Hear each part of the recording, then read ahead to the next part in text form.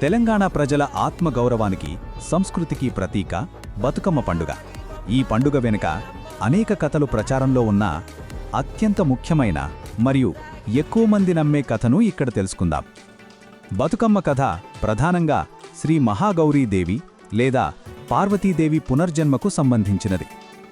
తండ్రి దక్షుడు నిర్వహించిన యజ్ఞంలో జరిగిన అవమానంతో సతీదేవి ఆత్మాహుతి చేసుకుంటుంది. ఆమె మరణంతో బాధపడిన శివుడు ఆమె మృతదేహాన్ని తన భుజాలపై మోసుకుంటూ ప్రపంచమంతా తిరుగుతాడు. సతీదేవి తన భర్త దుఃఖాన్ని చూడలేక తిరిగి జన్మించారని నిర్ణయించుకుంటుంది. ఆమె పార్వతిగా హిమవంతుడికి అంటే పర్వతరాజుకి కుమార్తెగా జన్మిస్తుంది.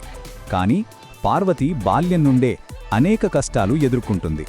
బిడ్డ దీర్ఘాయుషుతో జీవించాలని ఆకాంక్షిస్తూ తల్లిదండ్రులు మరియు ప్రజలు అంతా అమ్మా బతుకు, అమ్మగా మాతో ఉండు అని దీవించారు.